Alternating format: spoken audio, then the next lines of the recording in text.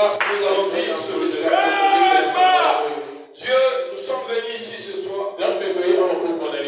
On se réunit de Pâques. Commémorons la plus grande victoire jamais reçue. Pour l'humanité tout entière. Nous sommes venus comme des faibles. Dans la présence du fort. Nous sommes venus comme des pécheurs. Dans la présence de l'agneau de Dieu. Qui ôte le péché de nous. Père, il nous a été enseigné que le temps, c'est de savoir se garder et de donner la place à Dieu. Père, aucun homme n'est digne de parler devant ton épouse. Je suis Dieu Tout-Puissant. Je décline l'offre de parler ce soir. Je t'offre mon corps. Et sans l'éducation. Père, oh Dieu, si une seule âme peut se repentir, nous allons te dire merci. Merci pour cette réunion et pour tout ce qui se fera ici ce soir. Bénis toute personne ici présente. Bénis ton serviteur, notre pasteur. Bénis la lecture de la parole et cette prédication.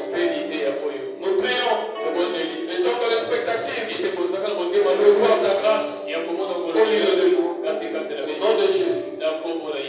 Amen. Que Dieu vous bénisse. Est-ce que quelqu'un dans la joie dans la maison de Dieu? Est-ce que quelqu'un peut acclamer pour le Seigneur Jésus?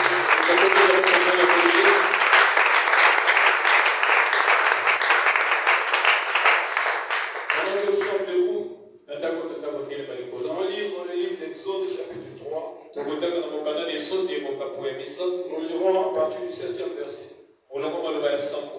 Il est écrit, l'Éternel dit, j'ai vu la souffrance de mon peuple qui est en Égypte. J'ai entendu les cris qui lui font pousser ses oppresseurs. Car je connais ses douleurs. Je suis descendu pour le délivrer de la main des Égyptiens. Et pour le faire montrer dans ce pays, dans un bon pays. Dans un bon et vaste pays. Dans un pays où coule le lait et le miel. Dans le lieu qui habite les Cananéens, les Étiens, les Amoréens et les Phérésiens. Les Éziens et les Égyptiens. Je vous prie de vous asseoir. Pendant que je continuerai la lecture. Voici les cris d'Israël sont venus jusqu'à moi. J'ai vu l'oppression que leur font souffrir les Égyptiens. Maintenant va-t'en, je t'enverrai auprès de Pharaon. Et tu feras sortir d'Égypte mon peuple. Les enfants d'Israël. Moïse dit, qui suis-je pour aller vers Pharaon et pour faire sortir de l'Égypte les enfants d'Israël? J'ai dit que je serai avec toi. Et ceci sera pour toi le signe que c'est moi qui t'envoie.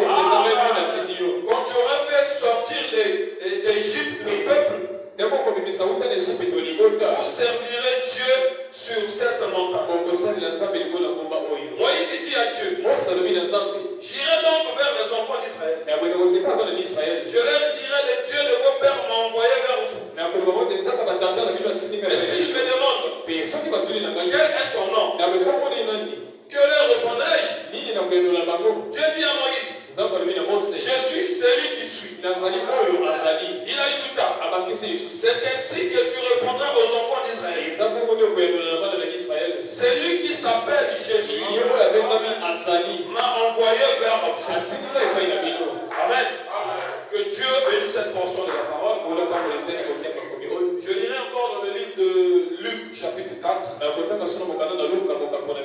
Le 18e au 19e verset. Nous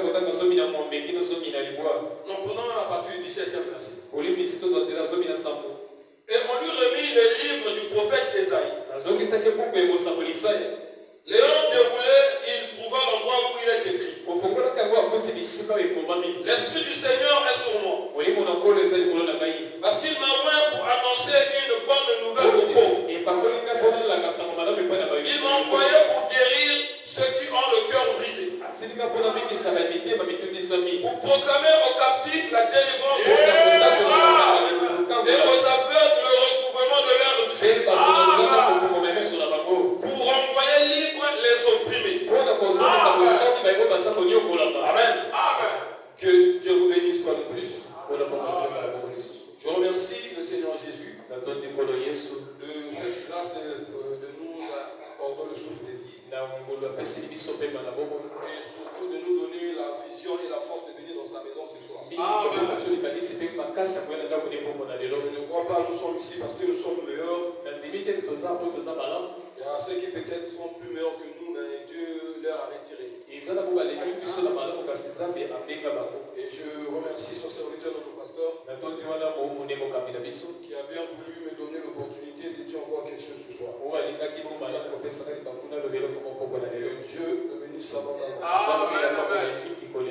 Que Dieu bénisse le frère Jordan aussi, il a très bien chanté. Que Dieu le bénisse. Amen, amen. Et nous sommes pendant la Pâque. Et nous parlons de la Pâque.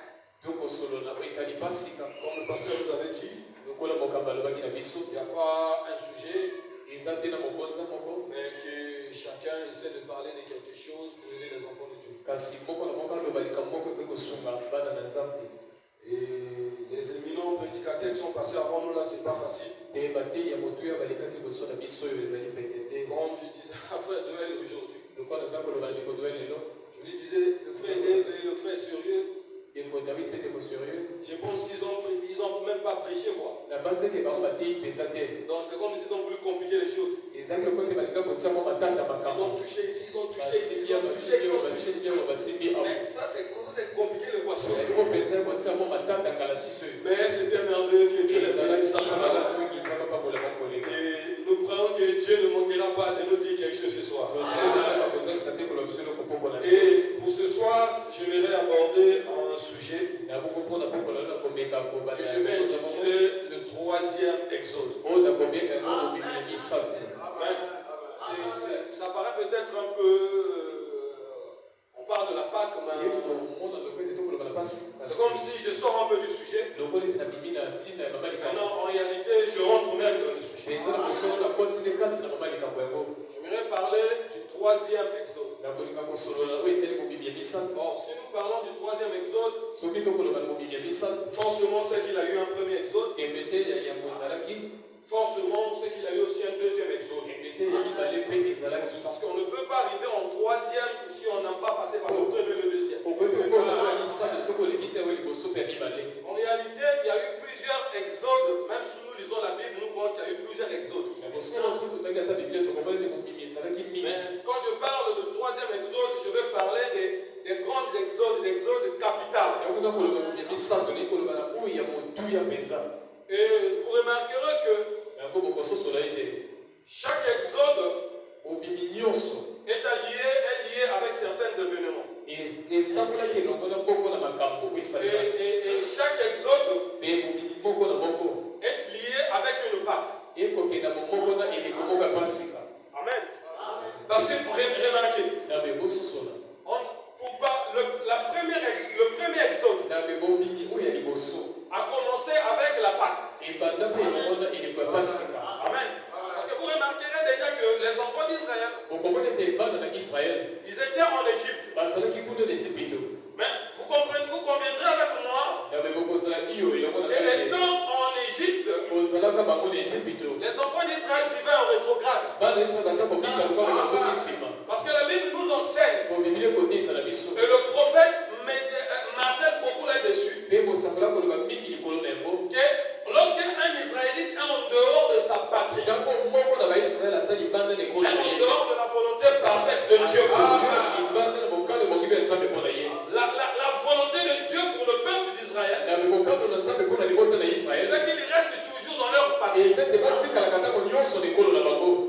comment ils se sont retrouvés un jour en Égypte? C'est parce que il y a eu la sécheresse. Il y a eu une crise. Et il y a un enfant d'Israël appelé Joseph qui s'est retrouvé en Égypte. Et autant en Égypte, il a amené l'abondance en Égypte. Mais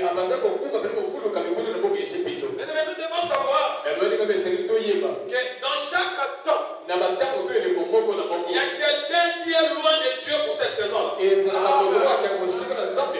Et la bénédiction pour cette saison est attachée toujours avec cette personne.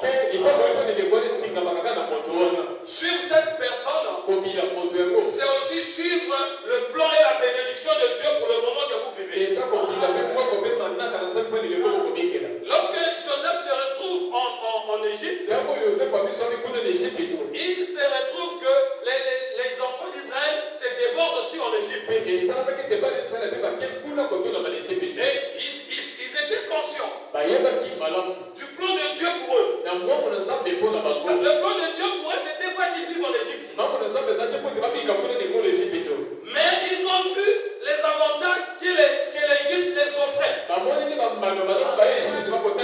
Ils ont vu l'ail et que l'Égypte ils bouffaient en Égypte. Ils ont limite oublié la promesse de Dieu et ils ont oublié même leur partie. Donc cela est le type de beaucoup d'entre nous. Et chacun d'entre nous a une promesse de Dieu. Chacun d'entre nous est appelé par Dieu pour faire une mission. Et lorsque parfois les difficultés rentrent, nous n'avons pas tendance à résister. Nous avons tendance à faire comme le monde dit oui, c'est pas mauvais. Mais il y a des poissons qui ne doivent pas et nous on est des pécheurs, nous on connaît ça.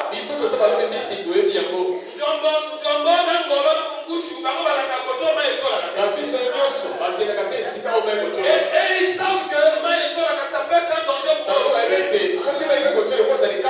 Si l'on du coup c'est la parole, gloire à Dieu. Mais si c'est en dehors de la parole, c'est un danger. C'est quelqu'un qui amène à cela. Et quand la vie devient dure, les chrétiens ont tendance à désister. Ont tendance à devenir démissionnaires. Voilà le problème du christianisme aujourd'hui. Alors, Branham dit que votre vie sera en paix jusqu'au jour où vous allez déclarer je servir Jésus. Ce n'est que ce jour-là que vous devenez ennemi de Satan et que vos vies rentrent en guerre. Amen. Les enfants d'Israël ont vécu en Égypte. C'était beau. Ils se sont multipliés. Ils sont devenus même plus riches que les Égyptiens. Voilà pourquoi. Non, ne jugez pas votre vie par rapport au bien matériel que vous possédez. Ne jugez pas votre banalité. Ne jugez même pas votre vie au degré de la puissance que vous êtes en train de manifester. De la capacité que vous avez à prêcher. De la capacité que vous avez à chanter. Et il dit comparez toujours votre vie par rapport à ce que dit la parole à ce que vous faites. Bien qu'il prospérait,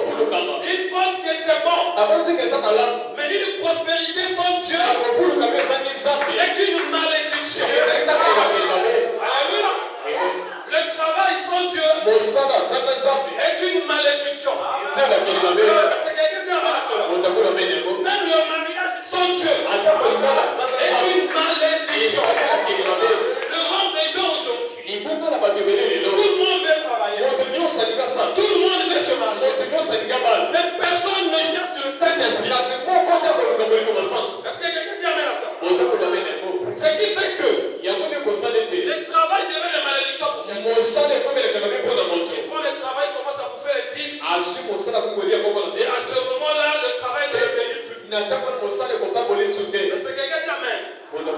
Il se marie.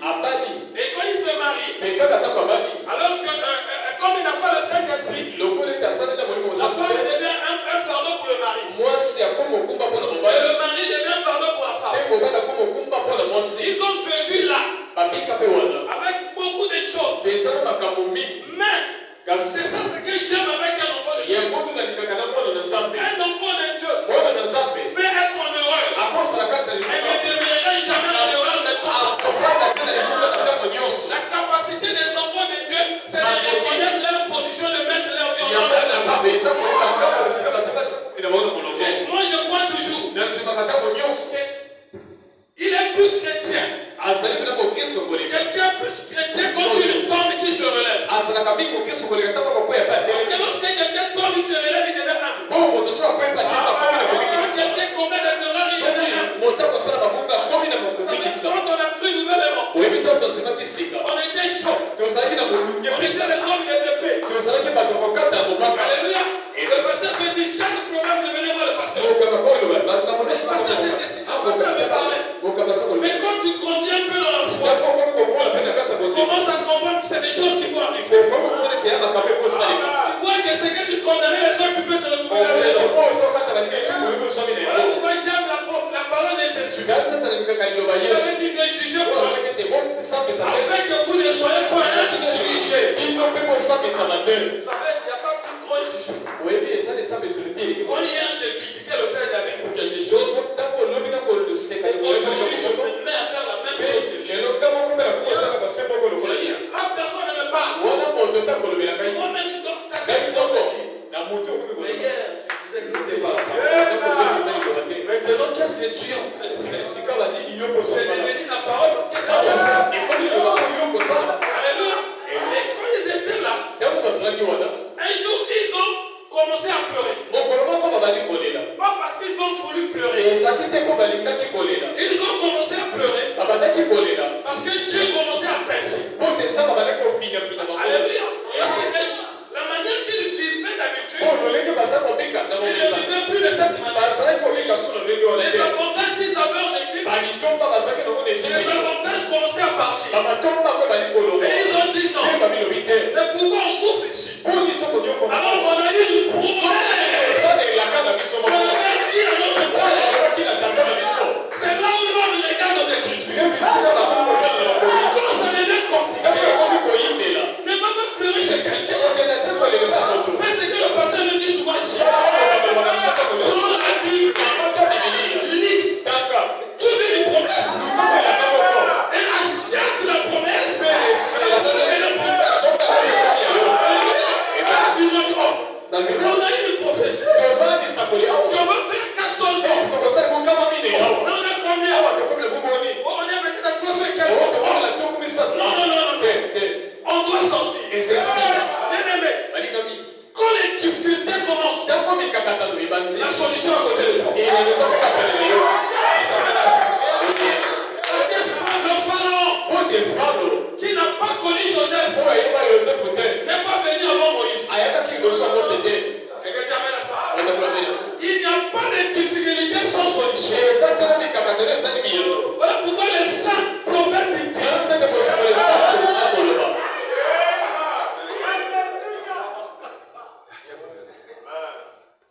Voilà pourquoi le saint prophète dit.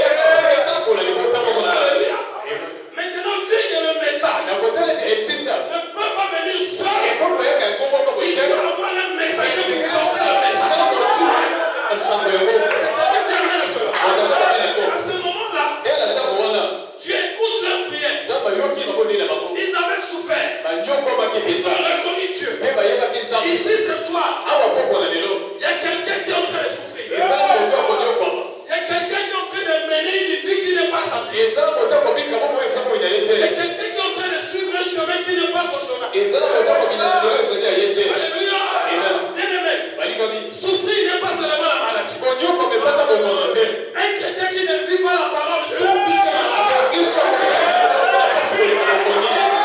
Je préfère être malade que de savoir que ma vie ne cadre pas avec la parole. Ne viens pas seulement pour guérir la chair, mais la Pâque est un processus de délivrance par la grâce. Alléluia. Quelqu'un est en train de souffrir dans l'esprit de mensonge. Quelqu'un est en train de souffrir par l'esprit de la haine. Il ne peut pas aimer tout le monde. Il pense que c'est sa vie. Non, c'est le fruit du travail en Égypte. Lorsqu'ils ont prié, Dieu va visiter Moïse. Il va dire à Moïse, avec toi, je vais établir un nouveau lait. Et une nouvelle ère, je pense. De l'exode. Or, cet exode va commencer par la Pâque. Alléluia. Et quand ils sont venus, Moïse rencontre Dieu. Dieu lui parle. Il lui dit, il se présente. Parce que Moïse ne connaît pas Dieu. Quand Dieu te voit, il doit se présenter. J'ai vu l'ange. Mais l'ange là, comment ça s'appelle? Qu'est-ce que l'ange a dit? Alléluia. Regarde. Est-ce que je peux dire ça? Quand Dieu revient vers toi, il va te parler de toi et de ta lignée. Tu t'amènes à ça. Tu ne peux pas, regarde. Le naturel est dans le spirituel. Quelqu'un qui vient vers toi, il va te dire, oh, c'est David. Fils de monsieur Mbalaza. Mais ton grand-père, c'est pas un tel. Dieu, c'est ce qu'il fait. Il vient voir Moïse. Il dit Moïse, fils d'Abraham. Celui-là, il connaît pas comment. Fils de Jacob. Et Isaac et de Jacob. Et Dieu doit se présenter. C'est pour te mettre dans la confidence.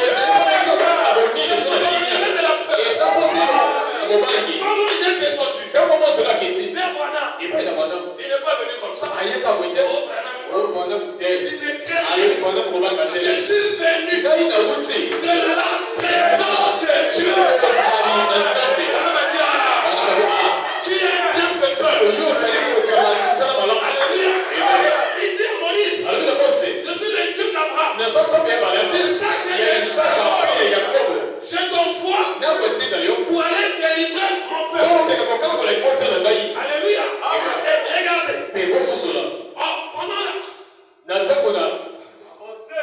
Pendant la première exode, on va parler du troisième exode. Je vais mettre la base. On va prendre la première exode comme le type pour voir le deuxième. On va chuter dans la troisième.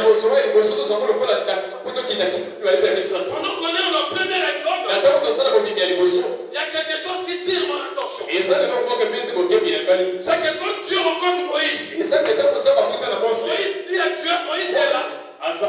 Il dit à Dieu, moi je suis bête. Je ne peux pas parler. Je ne sais pas parler. J'ai dit à Moïse, on va faire quelque chose. Toi tu ne vas plus parler. Toi tu vas jouer le rôle de Dieu. Je vais t'attacher un prophète. Toi tu prendras tes paroles.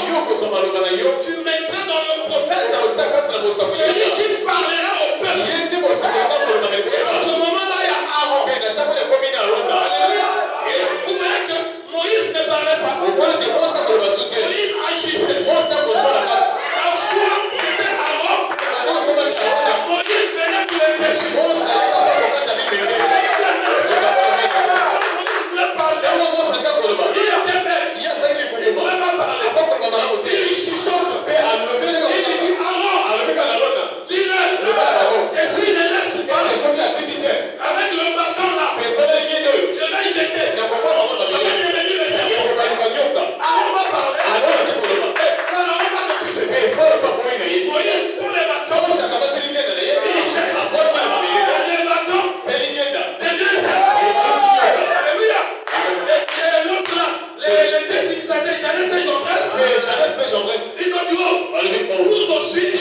On a un bâton. Ils ont jeté le bâton. Aaron est venu vers Moïse. Mais on fait comment? Moïse lui dit, moi on m'a dit de jeter le bâton.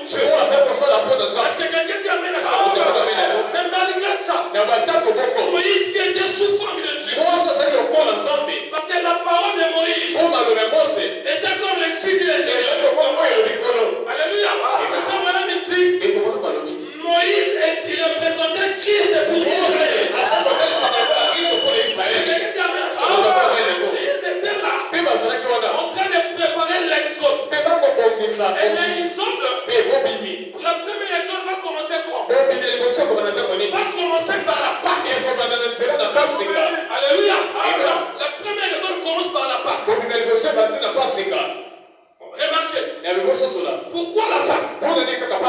Qu'est-ce qui se passe à la Pâque? Dans la Pâque, il devait faire une chose. Il devait tuer l'agneau. Alléluia. En tuant l'agneau, il devait manger l'agneau. Il devait manger tout l'agneau. Sauf une chose. Le sang. C'était tout l'agneau. Sauf le sang.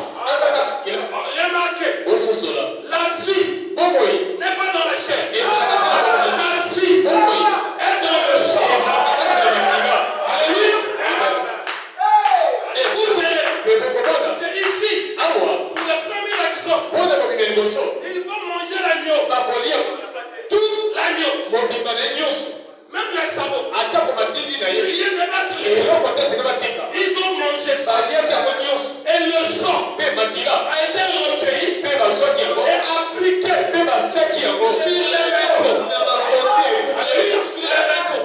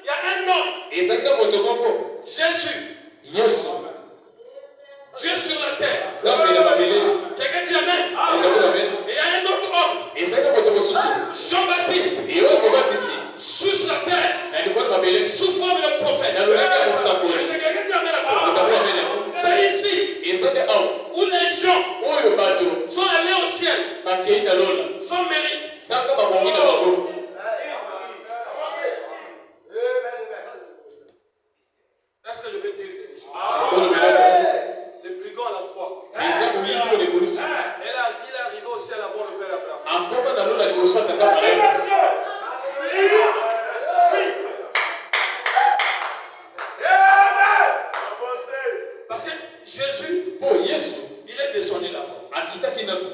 Il a pris les pères d'Abraham, on les a amenés, on les a mis au Jérusalem. Alors que le brigand, il a dit aujourd'hui, pendant les 40 jours, on était en train de voir les brigands, les pères d'Abraham dans les rues de Jérusalem.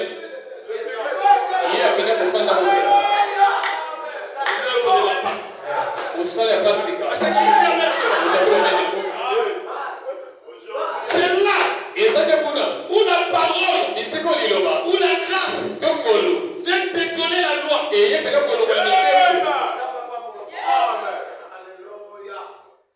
Parce que quand la femme adultère se présente devant Jésus, et qu'on emmène la loi, Jésus a dit non. Vous n'avez pas encore compris.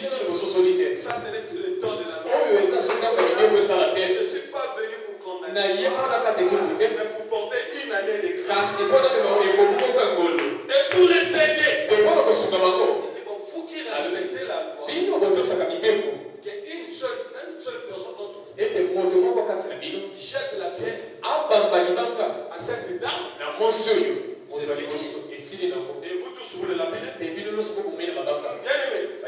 Et ça se passe pendant le temps du deuxième Pâques. Et vous allez remarquer que la deuxième épisode vient avec la deuxième Pâques.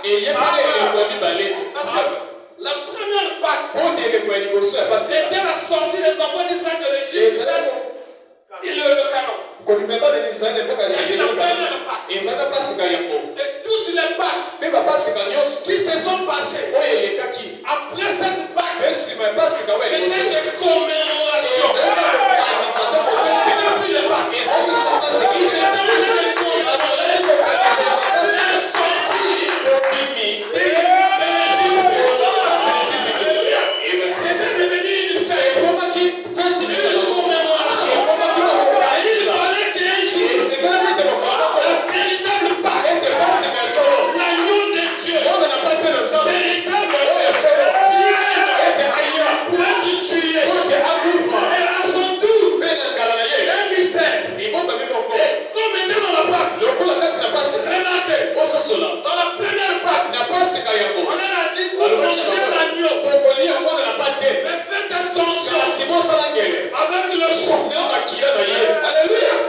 Mais quand on arrive à la deuxième Pâques, quelqu'un se lève, il dit celui qui ne mange ma chair ne voit mon sang, mais sera sauvé. Alléluia. Ils ont crié sacrilège. J'ai l'espoir de sang. Mais le sang c'est la vie. Il a dit oui. Je suis venu pas pour marquer des maisons. Je suis venu marquer des femmes. Madame dit, quand Jésus vient, il vient sous forme de sémence. Alléluia. Il devait tout tuer. On s'est parce que Jésus ne voulait pas. Alléluia. Parti et laisser le monde comme ça. Et les gens vont le faire. Manger le sang. Oui. Aujourd'hui, nous devons manger. La chair. Et boire le sang.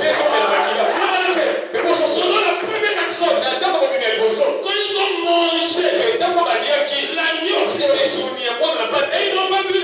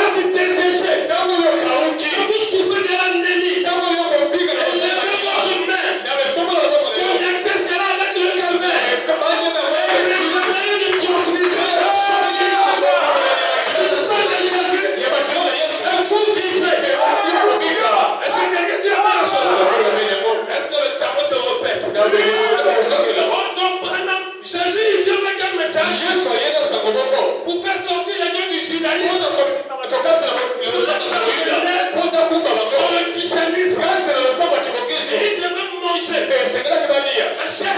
Zonte Et moi, le son. Alléluia. Et vous verrez que quand quelqu'un avait bu le sang, il avait les caractéristiques de l'homme qui avait bu le sang. Oui. Alléluia. Oh, je ne parle pas du deuxième exode. Mon sujet, c'est le troisième exode. Bon, hein?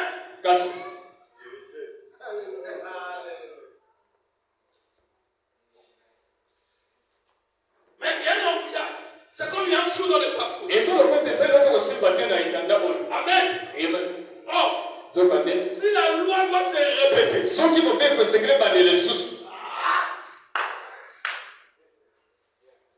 quand on arrive dans le troisième exode, il doit avoir le même intérieur.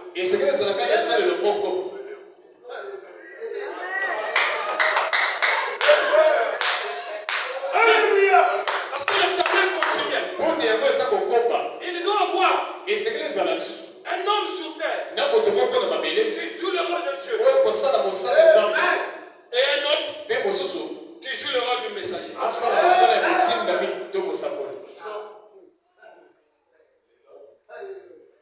Amen. On est dans le troisième exode. Parce que vraiment il dit, tout peut faillir. Il y a une seule chose ne faillira pas. C'est la typologie. Amen. Et il y a un mystère. C'est qu'on brûle les gens. C'est qu'ici, on ne voit pas qu'est-ce qui se passe. On rentre dans le troisième exode. Alléluia. Mais Dieu va faire quelque chose qu'il n'a jamais fait au cours de la vie. Est-ce que quelqu'un dit amen à ce moment? Il va faire. Je n'ai pas eu cette citation. Je n'ai pas pensé avoir ça. Madame il dit. Est-ce que tu crois Madame? Il dit. Il y a eu des Élis, des montants d'Élie, des onctions d'Élie. Mais l'Élie d'aujourd'hui,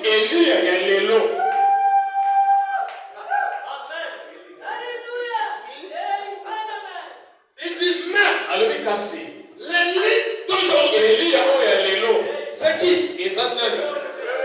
Hein? C'est le Seigneur lui-même.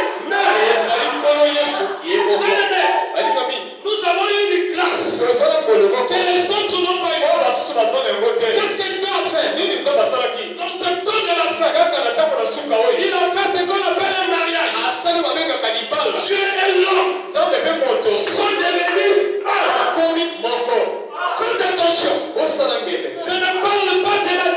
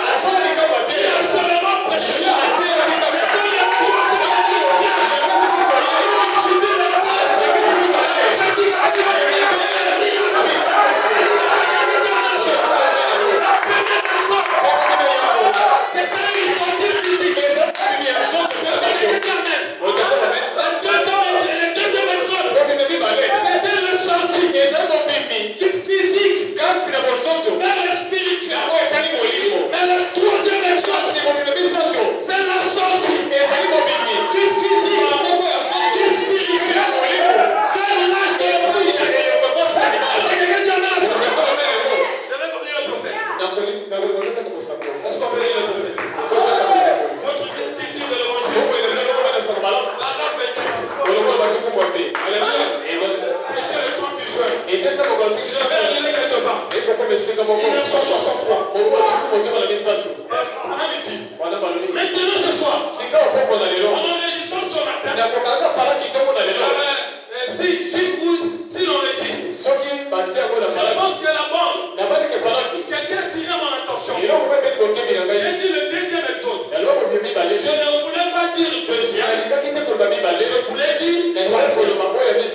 Or le Saint-Esprit, sous forme de la colonne de feu, Dieu descend dans une manifestation, a introduit l'église dans la première exode, la sortie d'Israël vers l'Égypte. Alléluia. La deuxième exode, c'était Christ qui faisait sortir l'église du judaïsme. Alléluia. Et le troisième exode, c'est lorsque la main colonne de feu par une autre, cette colonne de feu qui a été photographiée dans cette église. Cette même colonne de feu. Est-ce que je vais dire quelque chose? J'ai parlé de la loi de l'hérédité. Un père doit avoir le même, un fils doit avoir le même chiffre que le père.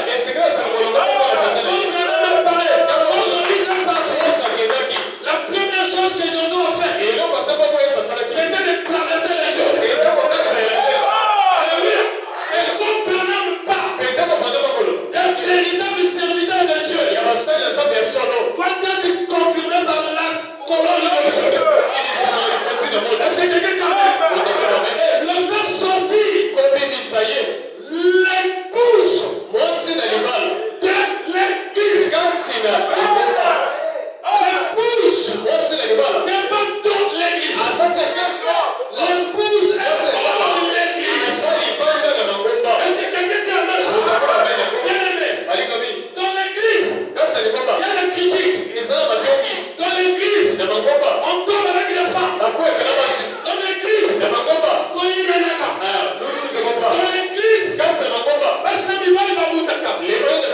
le message de nous sortir de l'église. Est-ce que je peux dire quelque chose? La Odyssée est telle. Et le soir, elle est rétrograde. Une chose elle fait. L'épouse n'est pas de la Odyssée. On a dit l'épouse est sortie de la Odyssée. Amen. Est-ce que quelqu'un dit amen à cela? Et maintenant il dit, hors du naturel, hors du spirituel. Jésus a dit, je vous laisse dans ce monde. Est-ce que quelqu'un dit amen à cela? Quand on rentre dans le troisième exode, dans la prédication, la prière, vers la fin, là-bas il dit, nous attendons notre véritable Pâque. Est-ce que quelqu'un dit amen à cela? Donc, quand le troisième exode commence, cela ne vient pas seulement pour nous faire sortir de le monde comme nous voyons. Non. Il a double fait. Faire sortir d'abord du monde et nous faire sortir aussi de l'église. Il n'y a pas la vie dans les églises. L'église t'amène vers la vie. Qui n'est autre que Jésus-Christ. C'est quelqu'un qui amène à ça. Or, la Pâque, lorsqu'elle est arrivée pour la première fois, elle a introduit les Israélites dans un système de jubilé. Amen. Avant la Pâque, il n'y avait pas le jubilé. Après la Pâque, il y avait le jubilé. Et le jubilé, c'était tous les 49 ans.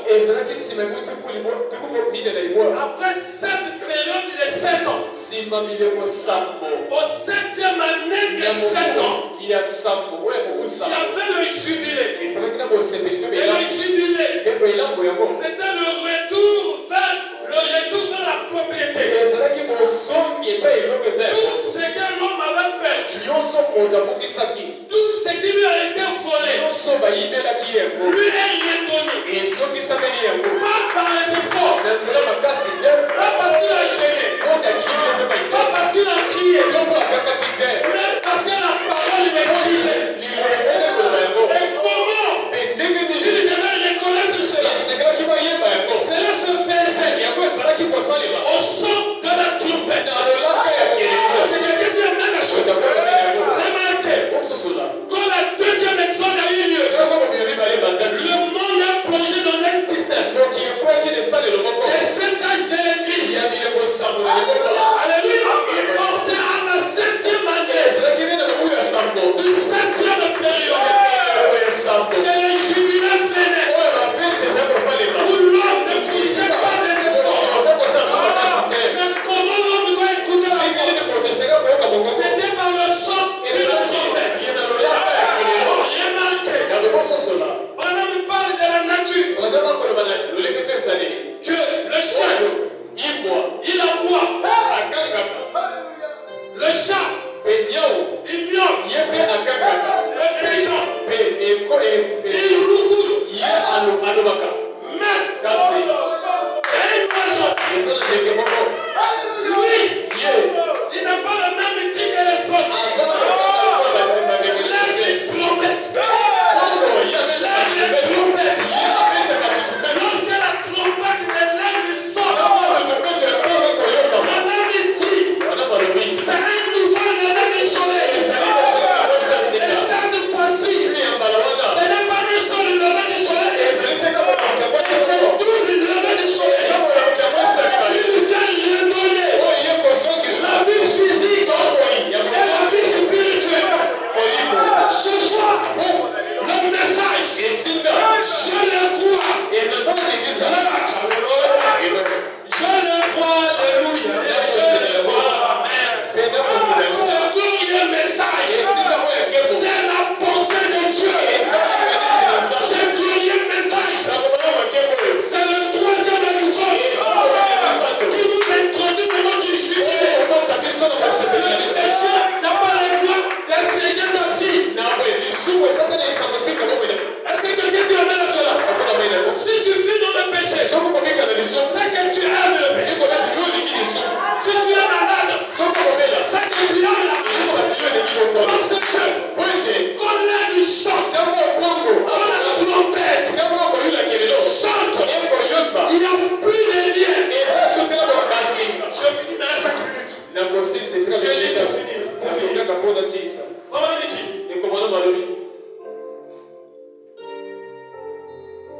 La prédication le Sceau de Dieu. Je prends un peu de son processus vers la fin. Et quand l'année du jubilé arrivait, une trompette sonnait. Quand l'esclave était là-bas, lui, ses enfants, sa femme, et tout ce qu'il voulait retourner dans leur vieille patrie, il travaillait dans un champ. Le champ fut encore fait. Les batailles nuit et jour. Le diable fait de battre. Et quand j'écoute l'évangile, il connaîtra la vérité.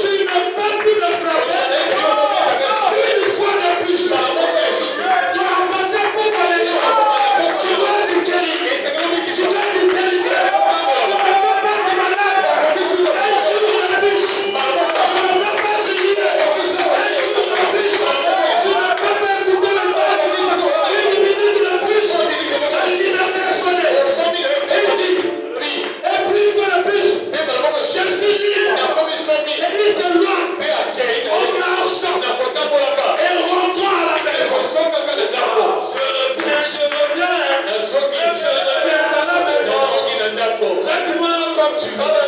Même comme ça, ce jour, même si tu as péché, même si tu es malade, je te demande une chose. Reviens dans la parole.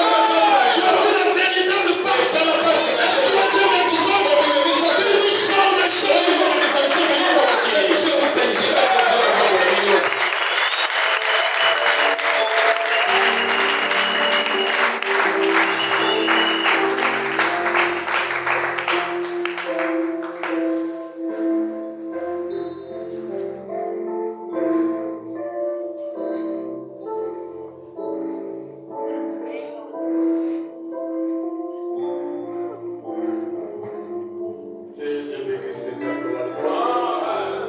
Est-ce que vous avez aimé la parole? Alors nous allons nous tenir debout pour la prière. Un beau jour. Dieu retard nos péchés. Il nous a libérés du monde. Il nous a fait sortir de dénomination.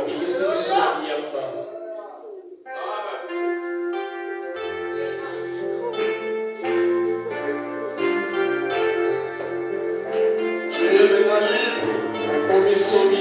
Le diable n'a aucun pouvoir sur toi.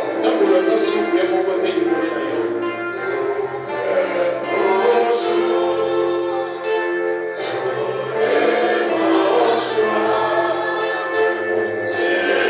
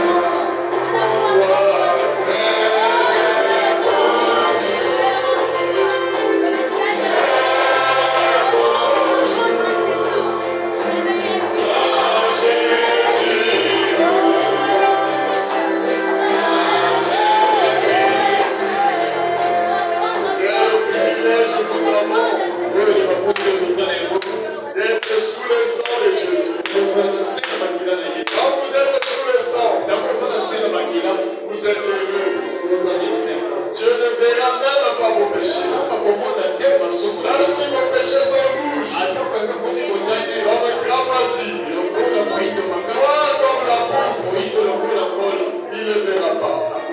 Il vous verra blanc comme la neige. Il a pardonné nos péchés. Il nous a retirés du monde. Soyons heureux. Prions que chacun élève sa voix. Remercie le Seigneur d'avoir ôté nos péchés, d'avoir été béni comme un victime expiatoire. Il a donné sa vie pour résoudre les problèmes des péchés. Car les péchés empêchaient Dieu de nous bénir, de nous voir.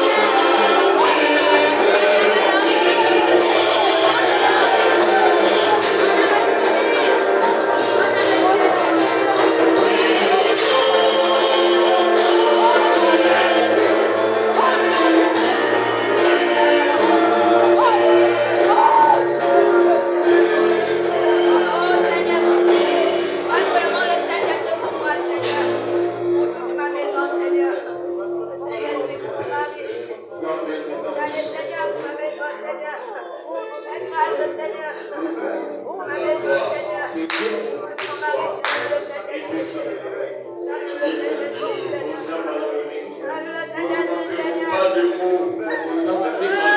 Jamais des occasions.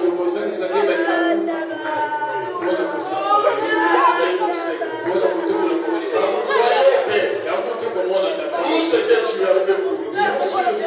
Et nous regardons encore. Tout ce que tu es prêt à faire pour nous.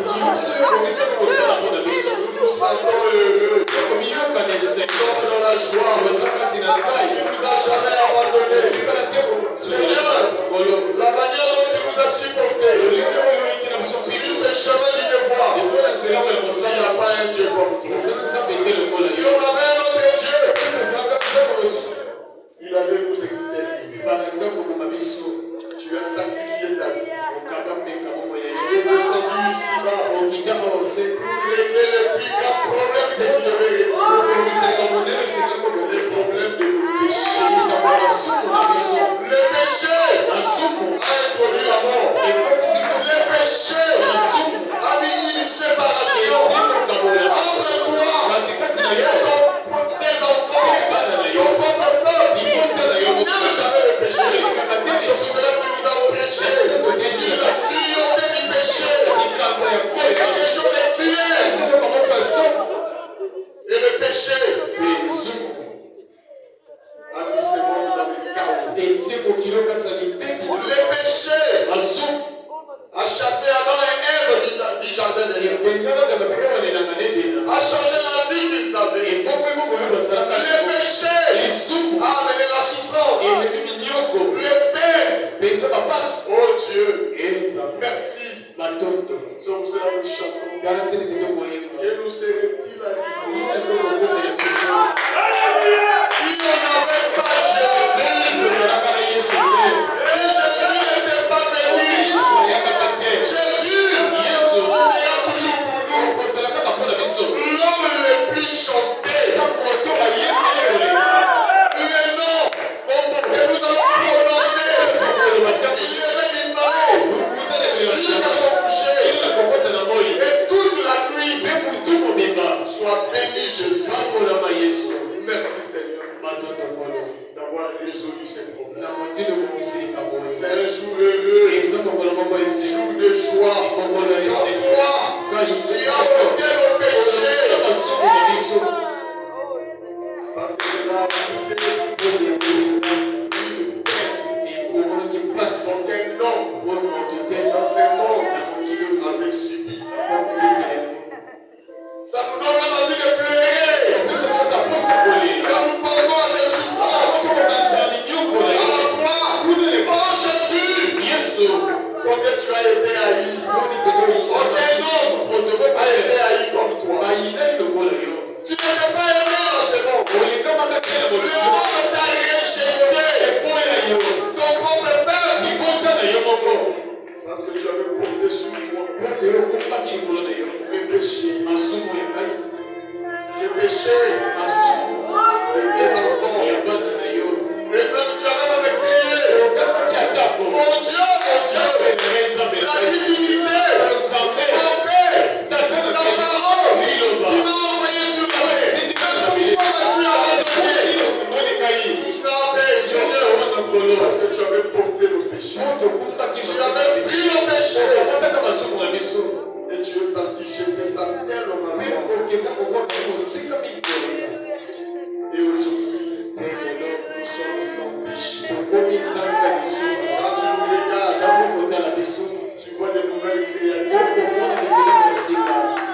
Dans nos erreurs, tu ne vois pas ça. Parce que tu nous as donné un certificat incontestable. Écrit par ta propre main. Disons, je ne tiendrai jamais compte de tous les désordres qui se passera dans vos vies. Je ne tiendrai jamais compte de tous les mauvais comportements à mon égard. Je ne vous regarderai pas pour vos péchés. Je vous regarderai toujours à travers le sang qui avait versé au Calvaire.